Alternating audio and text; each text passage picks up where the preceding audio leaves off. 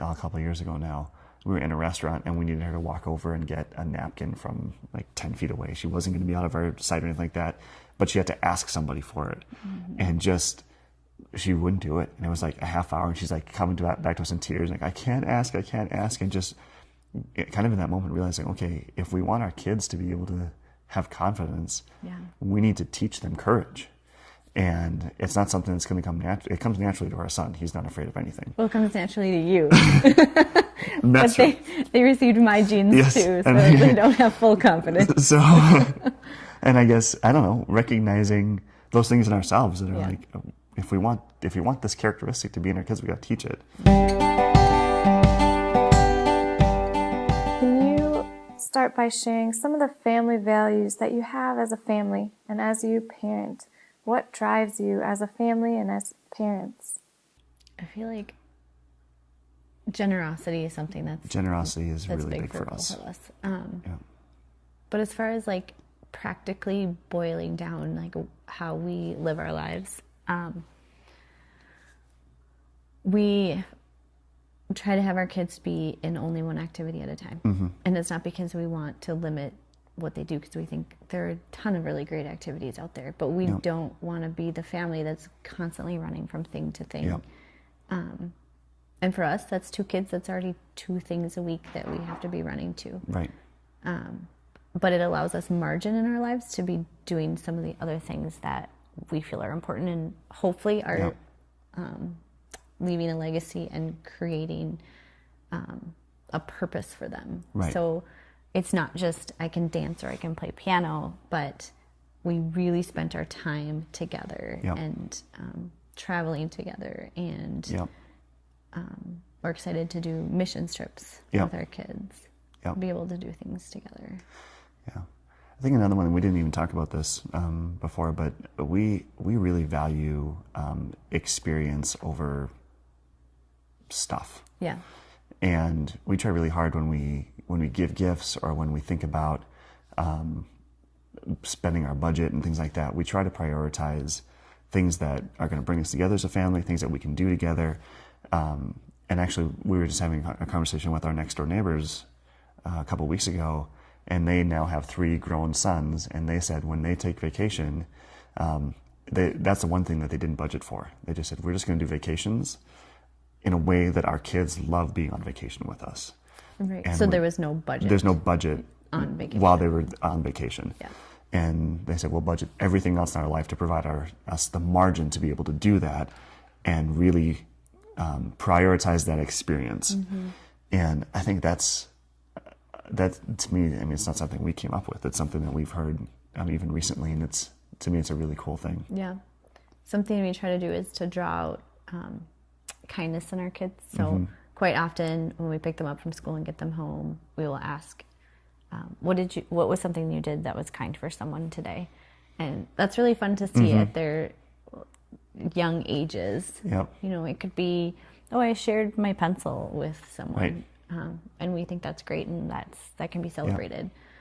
Yeah. And there are also days, just so that people don't think we have perfect kids, there are days with our kids like, I didn't do anything kind to They you. do say that. Okay, well, let's try again tomorrow. And then, but sometimes too, I think because they did do something kind. Yep. They just don't have a hard time reflecting on what that was. So it's drawing it out of them a little bit more, which is fun. Yeah. Another thing that we really value and try to instill in our kids is courage. Yeah. And like you said earlier, using your brave. And I remember our daughter, a couple of years ago now, we were in a restaurant and we needed her to walk over and get a napkin from like 10 feet away. She wasn't going to be out of our sight or anything like that, but she had to ask somebody for it. And just, she wouldn't do it. And it was like a half hour and she's like coming back to us in tears, like, I can't ask. And just kind of in that moment realizing, okay, if we want our kids to be able to have confidence, we need to teach them courage. And it's not something that's going to come naturally. It comes naturally to our son. He's not afraid of anything. Well, it comes naturally to you.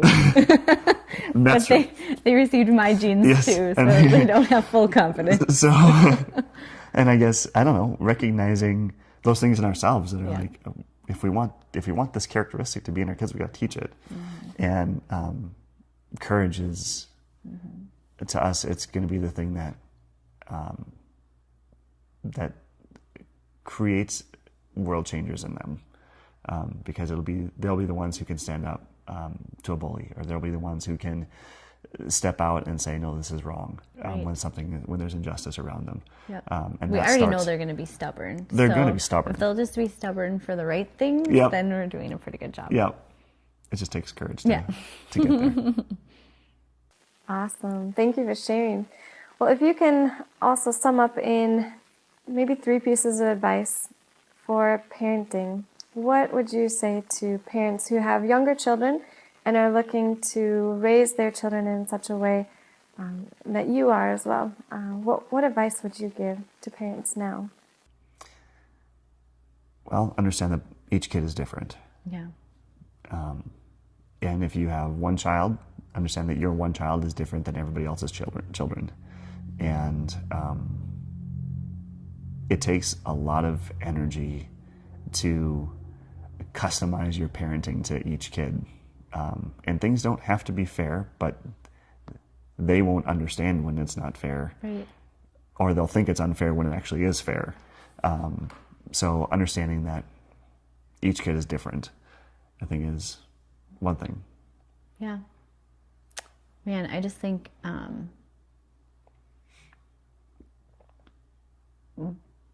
we try to instill in our kids that there's a lot of love in our home. And there's always forgiveness. And we want them to feel like they can do something wrong and they won't be condemned, but we'll be able to, they can share those things with us and we can talk that through.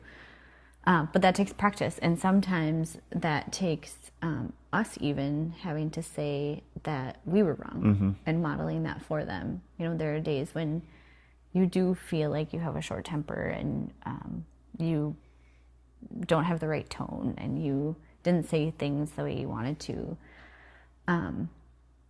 But if in those days, and not always, but once in a while, if I can remember to stop and tell my kids that I didn't have the greatest behavior and to point that out for them and to also apologize, I think that just speaks so hugely for them. It does. It's huge. So we're going to surround them with love, but there's going to be a lot Right. of grace, and we're hopefully going to model that for them so they know Yep. what that looks like. Yep. Because they learn everything. Yeah. The last one that I would say, and this is going back to our family values, is being intentional. And we take time where the two of us will go out on a date night and we'll say, okay, Elise, our daughter, is showing signs of really enjoying this thing. It started really, really young with Elise. Like when she was 2 years old, we're like, wow, she really likes dancing. Well, let's put her in a dance class and see if she wants to get better at it and see if she still loves it when she has to be disciplined in it. And well, now that's 6 years later and she's still in dance, and now she's dancing multiple times a week and she loves it. And still now sitting down and talking through who we want her to be. And we don't have any grand dreams of her becoming a prima ballerina or anything like that. But she's learning discipline, and she's learning what it's like to go and practice something that's difficult on days that she doesn't want to go and practice it. And she's learning confidence because she gets up on the stage and she has to do well. And that all started with us sitting down and having a conversation about our children, and not just a superficial conversation, but having a deep conversation about what do we see in them, what do they seem like they like, and how do we pull that out of them? And how do we, while we're pulling that out of them, how do we also instill in them the other qualities? Because we're the parents. And these kids are going to end up being, well, they're going to be world changers. Yeah. But only as long as we sharpen the tools that they've already been given and give them the best opportunity to be successful. Yeah. Something that you told me very early on, which I have to remind myself of often, is that our kids are not just part of our story, we're a part of theirs. And I think sometimes remembering that, like right now it feels like we're the story and they're just a piece of it, but they actually are the story and we're a piece of it. Yeah. So it, like the other way. Yeah.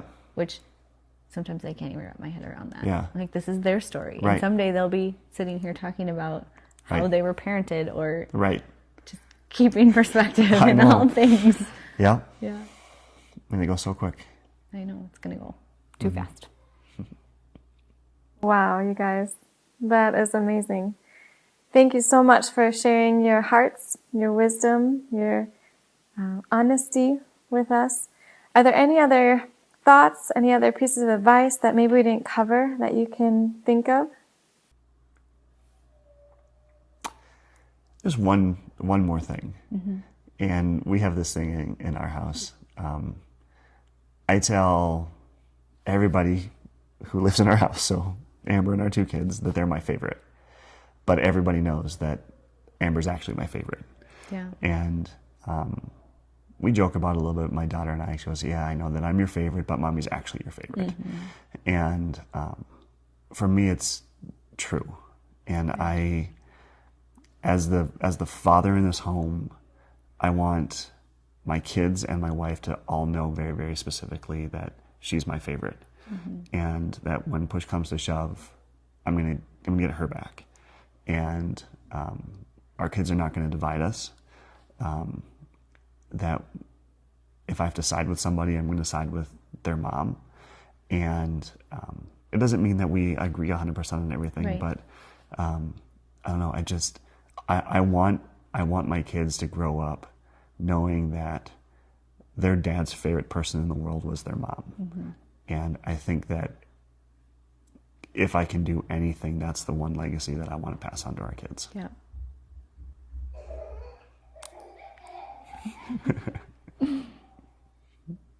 That's so fitting, I think. A little giggles in there. One more, I didn't talk about this before, but is there a question you have to others that are watching this that you might have that they can answer? I'm putting you on the spot here. Yeah. A question? I don't know. I'm curious.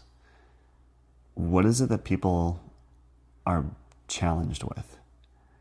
Like it seems like technology should be something that we're all trying to wrestle with as parents, and what's the appropriate amount and stuff like that. But I want to know from other people what are they actually challenged with? Like maybe it's not technology, maybe it's carving out time, or maybe it's something that we've already had to deal with because we've moved past that stage of life, but people are still they've got burning questions about how do I deal with this thing? That's really all I can think of.